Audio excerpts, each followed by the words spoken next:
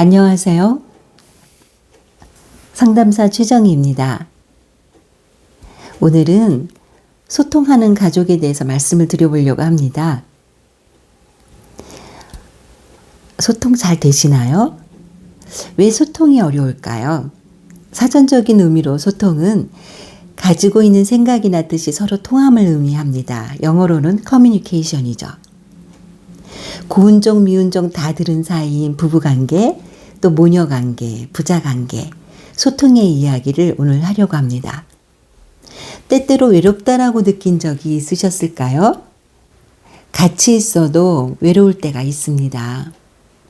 공통 관심사인 자녀들에 대한 이야기들도 있지만 어떤 분야에 대해서는 공감이 전혀 안 되고 수십 년간 대화를 해도 언제나 좁혀지지 않는 생각이나 편견 등이 있을 수 있습니다. 단순한 이유가 아니라 무엇인가가 있다는 것이죠. 그것이 바로 내 안에 있는 내 나이만큼이나 깊어진 내면 아이라는 사실을 심리상담학과 또 기독교 상담 안에서의 내면 아이 치유에서 언급되고 있습니다. 특히 심리상담학에서는 이너차일드에서 소인격제 클리닉으로 다루어지고 있는데요. 가정마다 고유의 환경과 집안의 이야기가 있습니다. 상처 입은 부모 밑에서 같은 상처를 받고 자라난 자녀들이 생기기가 쉬운데요. 세대 전이로 인해서 이 내면 아이가 생기게 되면 평생을 걸쳐서 영향을 미치기 때문에 무척 중요합니다.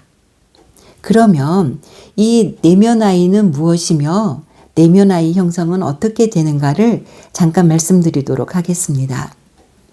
이너 차일드, 내면 아이라는 것은 성장 가운데서 상처받은 인격이 주로 어릴 때 생기는데 상처와 아픔이 내면화되어서 더 이상 자라지 못하는 아픈 자아가 모든 사람에게 다 있다는 것이죠. 몇 가지 사례를 들어 여러분의 이해를 돕고자 합니다. 사례 1은 6.25 전쟁 때 피난 내려온 아버지 밑에서 자란 자녀일 경우에 아버지의 내면 아이에겐 어떤 것이 있을 수 있을까요? 어려서 베이스를 다 상실한 채 부모 형제를 떠나온 이 아버지의 내면 아이는 어쩔 수 없이 피해의식이 높을 수밖에 없습니다. 이 아버지에게 있었던 피해의식과 슬픔, 두려움, 분노, 외로운 아이, 피해의식이 정서적 DNA를 통해서 자녀에게 고스란히 똑같은 내면 아이를 키우게 되는 일들이 발생하게 되는 것이죠. 두 번째 사례일 경우에는 알코올 중독된 아버지 밑에서 자란 자녀의 경우입니다. 알코올 중독뿐만이 아니라 행위 중독이라고 할 수 있는 도박이나 구타, 모든 것들이 포함되는 경우라 할 수 있겠죠. 아버지와 같이 알코올 중독이 되기가 엄청 쉽습니다. 아니면 반동 형성이 되어서 반대로 알코올 중독이 아닌 다른 중독을 갖게 되기 쉬운데요. 반동 형성이라는 것은 어떠한 비정상적인 병리적인 정서적인 어려움, 그런 형성된 어려움으로 인해서 너무 아프기 때문에 난 이렇게 살아서는 안 되겠다고 생각해서 또 다른 삶의 어떤 태도의 형식을 만들어내는 것이 이제 반동 형성이라고 말할 수 있는데, 오히려 알코올 중독이 아닌 일 중독, 그런 것들을 반동 형성으로 형성할 수가 있습니다. 그래서 결혼을 한다는 것은 신부된 아내와 신랑된 남편 둘이 결혼하는 것이 아니라 남편과 남편의 부모님, 또 아내와 아내의 부모님 해서 6명 이상이 살아가는 생활이 바로 가정생활이라고 할 수 있습니다. 그러니 얼마나 많은 일들과 얼마나 많은 몰이해와 어려움이 있겠습니까? 그래서 오늘은 이 소통에 대해서 생각해 보면서 이 내면 아이의 실체에 대해서 여러분과 함께 나누고 있는데요. 또 세 번째 사례는 포근한 것들을 포함한 옷 중에 니트를 유난히 좋아하는 여성에 대해서 말씀드려 보려고 합니다. 주로 어릴 때 내면 아이들은 생기게 되는데요. 왜냐하면 내면 아이들은 어릴 때는 아는 게 많지 않아요. 너무나 하얀 도화지처럼 이미 알게 된 것보다는 알아가야 될 것이 많은 나이가 바로 어릴 때 유아기죠. 주로 유아기 때 어린아이들이, 그 내면 아이들이 많이 형성이 되는데, 어릴 때 딱딱한 목각 장난감만 가지고 놀았던 기억이 있는 거예요. 그래서 부드럽고 포근한 촉감에 끌리게 되는 거죠. 이런 것들을 보면 이런 딱딱한 것들이 힘들고 또 이렇게 수용되지 못하는 그 감성이 풍성한 여자일 경우에는 이렇게 부드럽고 포근한 촉감을 끌리게 되는 것들을 통해서 결핍이 성향을 만들 수도 있다는 사실을 알게 됩니다. 또 다른 사례는 결벽증이나 과도한 기준 형성이 되는 경우예요. 그 경우에는 이제 그 대소변을 가리는 시기에 형성되는 일들인데, 너무 지나치게 강조됨으로 인해서 생기는 결벽증과 또한 그 반대로 또 지저분한 성격도 생길 수 있는 것이, 그런 또 내면 아이가 생길 수 있는 것이 또 그런 경우가 있는 것이죠. 그러면 내면 아이 형성에 영향력을 미치는 원인들이 과연 무엇인가 한번 알아보도록 하겠습니다.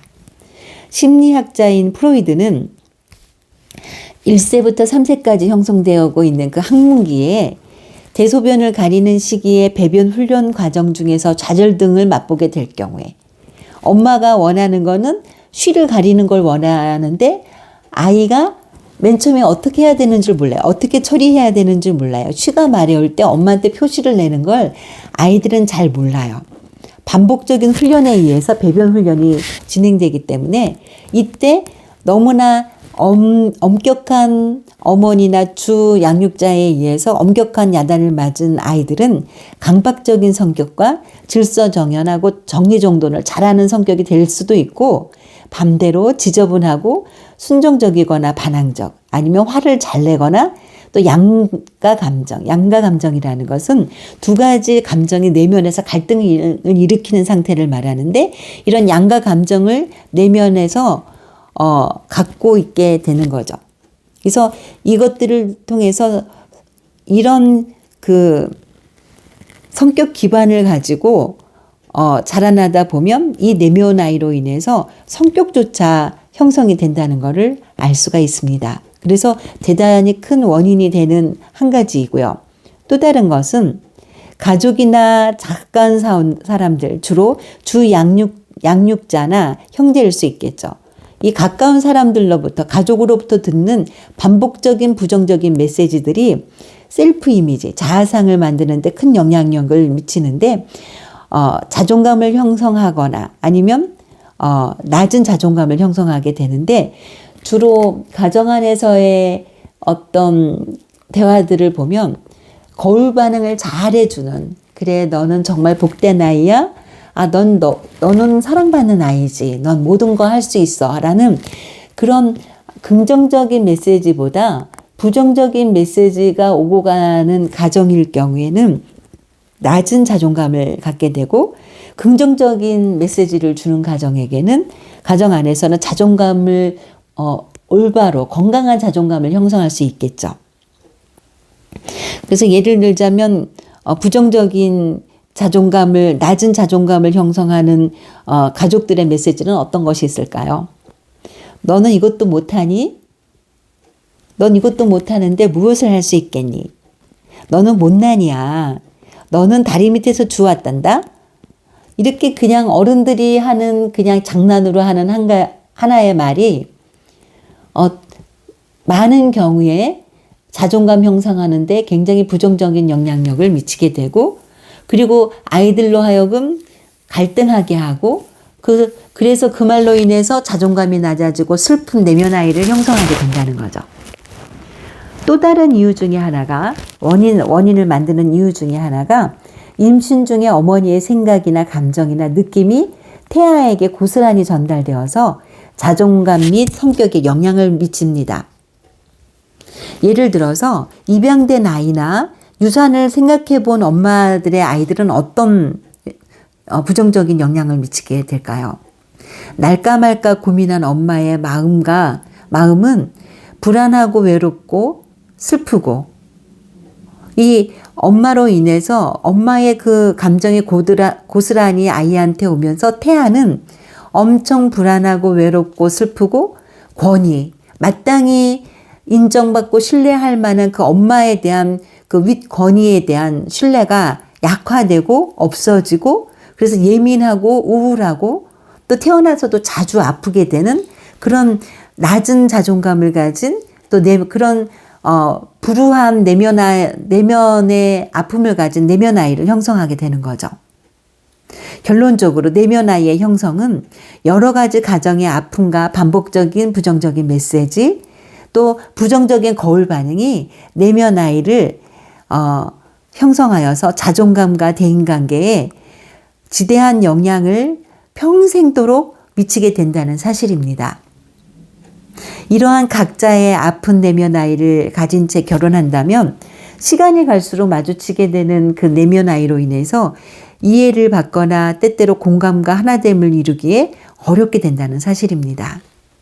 그러면 내면 아이를 극복하는 방법은 어떤 것일까요? 건강한 소통이 가능한 건강하고 즐거운 가정을 이루기 위해서는 먼저 나를 알아야지 너를 받아들일 수 있다는 사실입니다. 나를 있는 그대로를 수용하는 것, 그것이 엄청 중요해요. 그것이 자존감을 일으키는 첫 번째 단계입니다. 나를 알아야 너를 받아들일 수 있는 거죠. 전적으로 주님의 도우심이 필요한 과정이고, 지혜와 은혜가 필요한 과정인데, 이 지혜와 지식 가운데 아는 것이 중요하다는 것은 이제 심리상담학적으로는 인지행동 치료가 있습니다.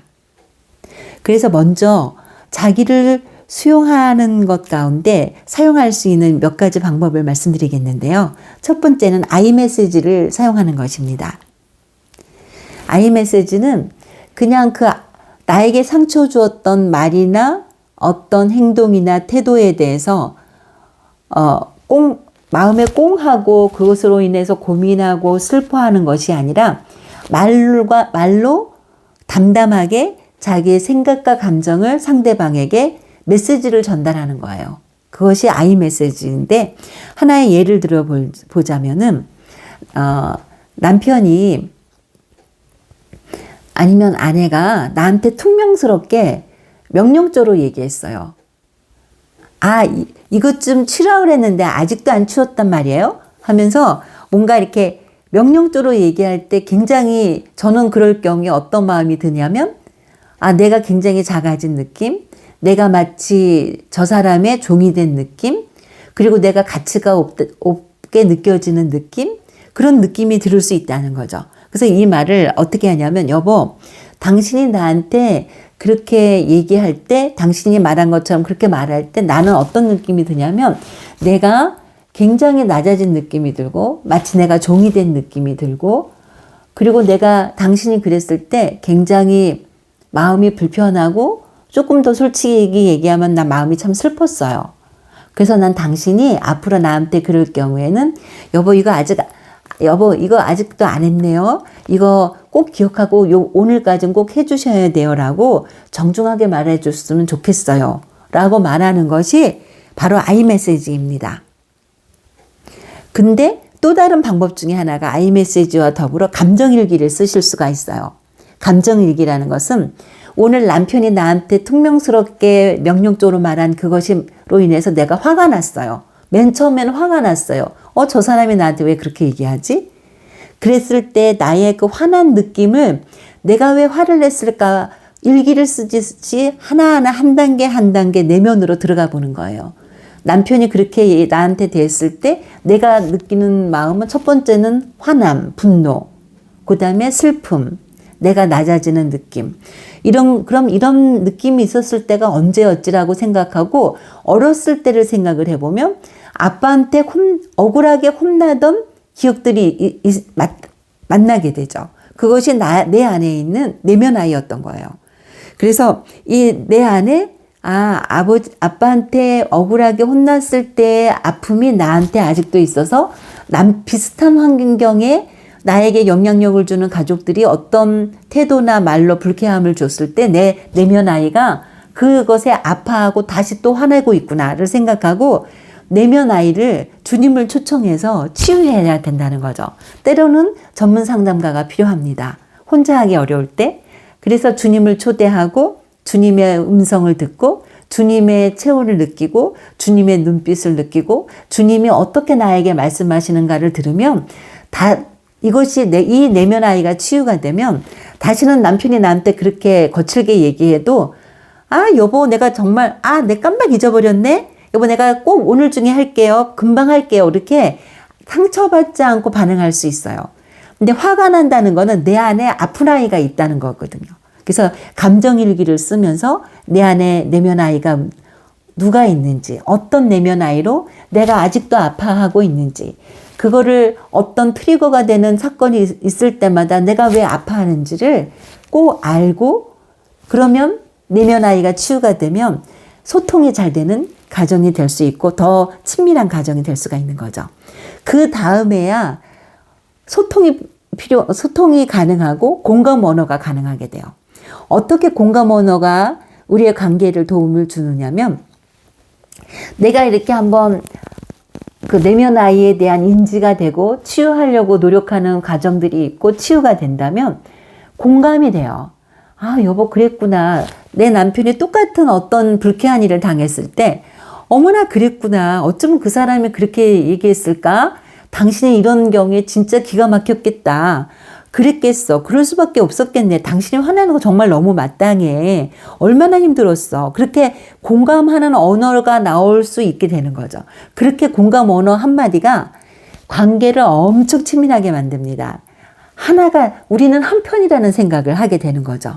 그래서 여러분, 아이메시지와 감정일기를 쓰면서 나의 내면 아이를 깨달아 알고 또 치유하는 과정을 통해서 나한테 이렇게 내면 아이가 있듯이 내가 사랑하는 남편, 아내, 내 아들, 딸, 나랑 가까운 친구들, 가까운 사람들 가운데 이 내면 아이들을 발견하고 치유하는 과정이 꼭 필요합니다. 그럴 때야만이 진정한 소통이 이루어지고 건강한 가정이 이루어지는 것이죠. 이제 아시겠죠?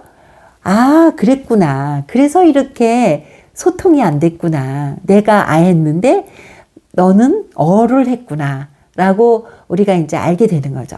여러분, 우리 JNJ EMC 모든 가족들은 하나님 안에서 내면 아이가 치유되고 그 내면 아이를 보듬고 치유의 과정을 겪으면서 보듬어가는, 그리고 건강을 회복하고 행복한 소통이 잘 되는 모든 가정이 그렇게 건강하게 되시기를 주님의 이름으로 축복합니다. 감사합니다.